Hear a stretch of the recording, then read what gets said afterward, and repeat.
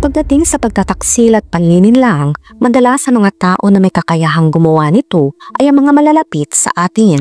May isang lalaki na nagplano na tapusin ang kanyang asawa. Hindi dahil sa hindi na niya gusto ang ugali nito, kundi para makasama ang kanyang 24 years old na anak.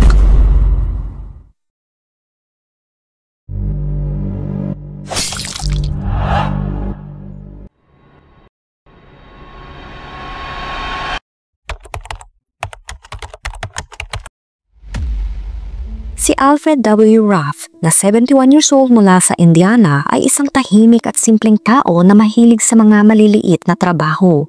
Hindi siya madaling mapansin at mas pinipili niyang manatili sa ilalim ng radar. May asawa siya na si Lisa Bishop at isang stepdaughter na tawagin nating Jenny. Ito'y mula sa dating asawa ni Lisa. Ngunit hindi maganda ang kanilang naging relasyon. Madalas sila mag-away at si Jenny ay nagiging mainitin. Dahil dito, palagi niyang inilalabas ang kanyang sama ng loob kay Alfred na siyang laging nakikinig at umaaliw sa kanya. Habang lumalala ay unti-unti siyang napapalayo kay Lisa. Noong 2021, sinadyanng sagasaan ni Lisa si Alfred gamit ang kanyang kotse. Isang insidenteng naiulat sa pulisya dahil sa kanilang history ng DB. Dahil dito, nagsimulang lumayo si Alfred kay Lisa at mas naghanap ng kasama sa katauhan, kanyang stepdaughter. Sa paglipas ng panahon, hindi lang ito simpleng pagkakaibigan. May mas malalim pang nangyayari sa pagitan nila. Hanggang sa dumating ang punto na pinagplanuhan na nila kung paano tatanggalin si Lisa sa kanilang buhay upang maipagpatuloy ang kanilang relasyon. Ayaw bigyan ni Alfred ng labis na stress ang taong pinakamalaga sa kanya. Ang nagbibigay sa kanya ng aliw, kaya hindi niya inisip ang bigat ng responsibilidad na kanyang pinasok. Buo na ang kanyang desisyon, maingat at kalkulado ang bawat hakbang ni Alfred. Tinitiyak na may paraan siyang makaiwas sa anumang hinala kung sakali mang magtagumpay ang kanyang plano. Sa panlabas, patuloy siyang nagpapanggap bilang isang mabait, sweet at mapagmahal na asawa. Ngunit sa likod nito may mas madilim siyang layunin. Kailangan niyang gawing mukhang natural ang pagkasawi ng kanyang asawa. Dahil sa palaging may sakit si Lisa ay walang maghihinala kapag tuluyan na itong pumanaw. Sa halip, si Alfred pa ang kakauwaan ng lahat. At kapag nangyari iyon, magiging malaya na siya para magsimula ng bagong buhay kasama ang kanyang anak-anakan. Pinantasya niya ito ng paulit-ulit at dahan-dahang isinagawa ang kanyang plano. Nilagyan niya ng MDMA, isang synthetic na substance na kadalasang ginagamit sa or Molly ang inumin ng kanyang asawa. Inutusan din niya itong gumamit ng C at iba pang depressants. Umaasang bawat beses na inumin niya iyon ay ito na ang huling pagkakataon na makikita niya itong buhay. Sa kalaunan, nagsimula ng makaranas ng kakaibang sintomas ang kanyang asawa. Patinding sakit na ulo, mabilis na tibok ng puso, panghihina, at matinding stress. Paulit-ulit itong pumunta sa ospital, ngunit hindi agad natukoy ng mga doktor ang sanhi ng kanyang nararamdaman kaya pinapauwi siya. At sa bawat pagkakataong iyon, si Alfred ay palaging nasa tabi niya, nagkukunwaring isang suportadong asawa, habang tahimik na hinihintay ang kanyang pagpanaw. Dahil sa sunod-sunod na pagkakasakit ni Lisa, nagsimulang magtanong ang kanyang pamilya. Bakit ba siya laging may iniindang sakit? Ano bang nangyayari sa kanya? Ngunit si Alfred ay laging kalmado at hindi nagpapahalata ng kaba. Siya ay laging may handang sagot. Lagi siyang nakangiti at sasabihin, stress lang ang asawa ko, kailangan lang niya ng pahinga, magiging maayos din siya. Dahil sa walang malinaw na dahilan para maginala, wala nang nagtanong pa ng mas malalim. Kaya ipinagpatuloy niya ang kanyang mga plano, patuloy na dinadagdagan ang dosage ng mga nakakalasong substance sa inumin ng kanyang asawa. Ngunit dahil palagi nang bumabalik si Lisa sa ospital, unti-unting lumalaki ang hinala ng mga tao sa paligid niya. Sa kabila nito, hindi nakinag si Alfred dahil konti na lang ay magtatagumpay na siya. Sa bawat pagkakataon, pinipilit siya ng kanyang anak-anakan na tapusin ang lahat upang magkasama na sila. Samantala ang pamilya ni Lisa ay lalo lang nakakaramdam na may mali na. Pero wala silang konkretong ebidensya kung ano talaga ang dahilan ng kanyang lumalalang kondisyon. Samantala, nawawalan na rin ng pasensya ang anak ni Lisa. Para kay Alfred, ang bawat pagpasok ni Lisa sa ospital ay dapat na ang huling beses. Ngunit hindi niya inaasahan kung gaano katibay si Lisa. Paulit-ulit siyang nangihina, ngunit patuloy siyang lumalaban. At habang tumatagal, nagsisimula na uminit ang ulo ni Alfred. Sabi niya sa sarili, bakit hindi pa siya nawawala? Ginawa na niya ang lahat para tuluyang mawala si Lisa at makuha ang buhay na matagal na niyang pinapangarap, kasama ang kanyang stepdaughter. Ngunit hindi niya lubos akalain na ganito katigas ang kanyang asawa. Mas patibay pa ito kaysa sa kanyang inaakala. Habang lumalala ang sitwasyon, unti-unting nararamdaman ni Alfred ang matinding presyon. Patuloy siyang nagpapakita ng ngiti at nagpapanggap na kalmado tuwing tinatanong siya ng pamilya ni Lisa. Ngunit sa loob-loob niya, hindi na siya mapakali. Sa bawat sandali, kinakausap niya ang kanyang stepdaughter, sinasabing malapitan nila makamta na kanilang inaasam. Ngunit sa halip na matuwa, nagsimula na itong mawalan ng tiwala kay Alfred. Hindi na rin niya maayos na natatanggap ang pangako ni Alfred. Dito dahan-dahang nawawala ang maskara ni Alfred. Ang dati niyang mahinaon at kontroladong ugali ay napalitan ng pagkairita at kawalan ng pasensya. Hindi na niya kayang itago ang kanyang pagkabigo at naging mainit din na ang kanyang ulo kahit sa maliliit na bagay. Samantala, patuloy na naghahanap ng sagot ang mga doktor tungkol sa lumalalang kalagayan ni Lisa, ngunit wala silang makitang tiyak na dahilan.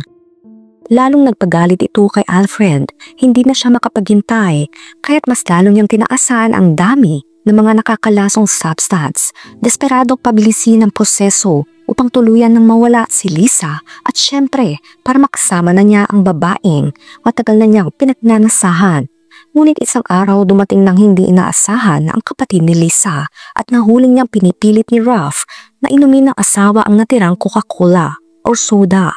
Tumanggi si Lisa at sa sandaling iyon napansin ng kanyang kapatid ang kakaibang kilos ni Ralph, parang may tinatagong sikreto, at sa kabila ng kanyang pagpapanggap bilang isang mapagmalasakit na asawa, hindi na niya kayang ikubli ang kanyang tunay na intensyon. Umalis sila sa bahay, ngunit ang eksenang nasaksihan ng kapatid ni Lisa ay hindi na niya makalimutan.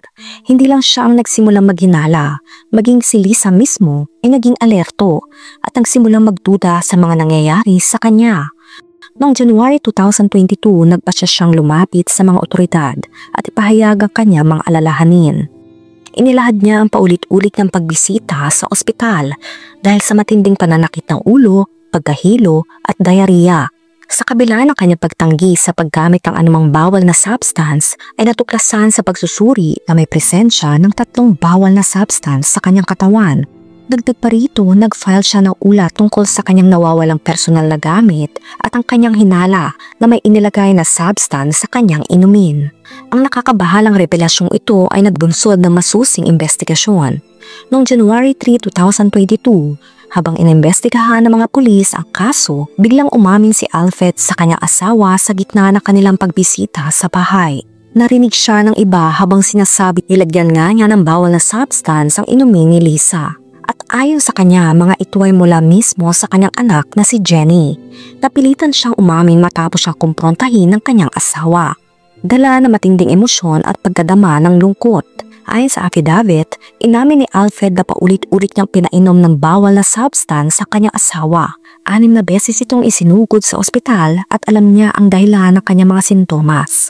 Partikular na sakit sa ulo, pagkaantok, diarrhea at pagkahilo. Ang kanyang pag-aamin ay nagpatibay ng mga hinala laban sa kanya. Bilang ebidensya, isinumite ng asawa ni Alfred sa mga otoridad ang isang bote ng gamot na naglalaman ng puting pulbos at isang lata ng Coca-Cola na may kaparehong substance. Pinunyal din niya na matagal na siyang nagdududa.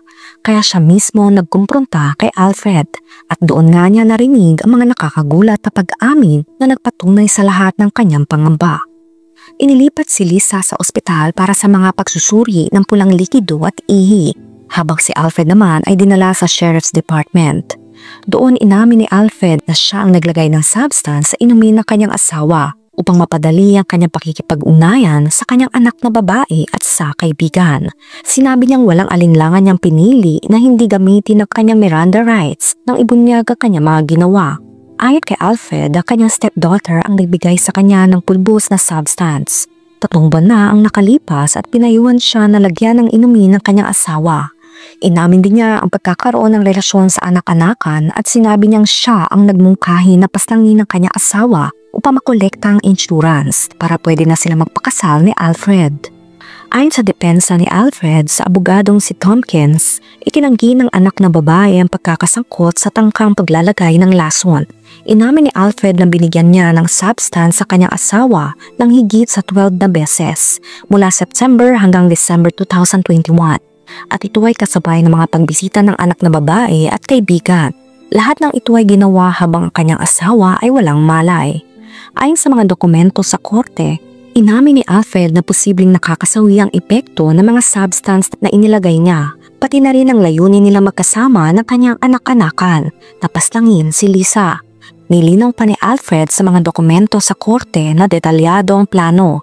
Nilalagyan niya ng pulpos ang coke ng kanyang asawa upang magdulot ng matagal na pagkakatulog at ang pangunahing layunin ay ang magdulot ng mga malalang epekto sa kalusugan. Ayon pa kay Alfred, ang kanyang stepdaughter at kaibigan ang nagturo sa kanya kung paano painumin ng kanyang asawa at kapag ito'y nawalan ng malay, nadalaw sila upang magsagawa ng mga mahalay na gawain.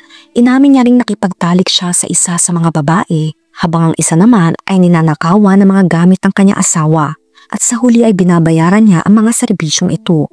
Ayon sa mga alegasyon, si Jenny ang nagplano ng lahat ng ito. Iminukahin niyang tapusin si Lisa upang makuha ang malaking halaga ng insurance at pagkatapos ay magpapakasal na sila ni Alfred. Ang nakakabahalang testimonya na ito ay nagbigay ng liwanag sa isang planong puno ng kasinungalingan at panganib. Inilahad ni Lisa na 51 years old ang kanyang nakakatakot na karanasan sa Facebook noong 2022 kung saan sinabi niyang dumaan ako sa marami pagbisita sa ospital at doktor dahil sa mga ginawa ni Alfred. Araw-araw, lumalaban ako para sa buhay ko. Ayon pa kay Lisa, sinaktan siya ni Alfred gamit ang isang nightstick habang siya ay natutulog na nagdulot ng pinsala sa kanyang kaliwang balikat. Inihayag din niyang tumawag siya sa pulisya ng 32 na beses sa Connorsville na kanilang lugar. Inakusahan din si Jenny na ngayon ay nasa kanyang 30s bilang isa sa mga nag-organisa ng plano. Ang kasong ito ay nagpapakita ng malupit na epekto ng manipulasyon at pagsasamantala na pinapalakas ng mga hindi tamang pagnanasa. May mga nagsasabing si Alfred ang biktima at naniniwala na niloko siya ng kanyang anak-anakan at pinangako sa kanya ang pakikipagtalik kapalit ng pagtulong sa kanyang mga plano. Ayon kay Attorney John L. Tompkins na tumayong depensa ni Alfred, iniisip niyang kung ginawa ang legal na hakbang ng maaga, maaring naiwasan ng trahedya. Hindi tinanggap ni Alfred ang buong responsibilidad sa kanyang mga aksyon. Ngunit kinilala niyang nakakalaso ng kanilang relasyon at parehong nakasisira ito. Bagamat hindi binibigyang katwiran ng mga ginawa ni Alfred, tinukoy ni Tompkins na isang komplikadong sitwasyon ito. Si Alfred ay nag-plead guilty sa Wayne County Court kung saan inamin niyang ang kanyang stepdaughter at kaibigan ang nagplano ng lahat at sila ang nagbigay ng mga bawal na substance upang paslangin ang kanyang asawa. Si Alfred ay nahatulan ng aggravated na may mga panganib na pagkasawi, isang level 3 na krimen at hinatulan ng 4 na taon na pagkakabilanggo at 5 taon na probation. Noong una siya ay naharap sa mga paratang na conspiracy to commit murder, ngunit ito ay na-dismiss dahil sa mga termino ng kanyang guilty plea noong January 2022. Ayon sa pulisya, may 2 pang ibang suspect na iniimbestigahan kaugnay ng kaso ni Alfred, ngunit walang update tungkol sa mga pag-aresto o kaso. Ang hindi pa kumpletong resolusyon ng kaso ay patuloy na nagpapalakas ng interes at pag-aalala. Marami ang naniniwala na mali na hindi kasuhan ng anak ni Lisa sa anumang mga plano nito. Sa kabila ng mga nakakabahalang ebidensya na nagsiwalat ng koneksyon ni Alfred sa insidente, siya ay nanatiling malaya sa ngayon. Ngunit patuloy pa rin ang investigasyon. Sa huli, ang kwento ito ay nag-iiwan sa atin ng mga nakakilabot na tanong at isang nakakatakot na paalala kung gaano kahirap ang magtiwala, lalo na kapag ang pagtataksil ay nagmumula sa mga pinakamalapit sa atin. Kaya panatilihing maging mausisa, mag-ingat at tandaan, minsan ang panganib ay mas malapit kaysa sa inaakala natin. Ikaw, anong masasabi mo sa kwento natin ngayon? Let me know sa comment section. Kung nakaabot ka sa video na ito ay maraming salamat. Huwag kalimutan mag-like, share, subscribe, and turn on the notification. Ingat ka palagi. Ciao!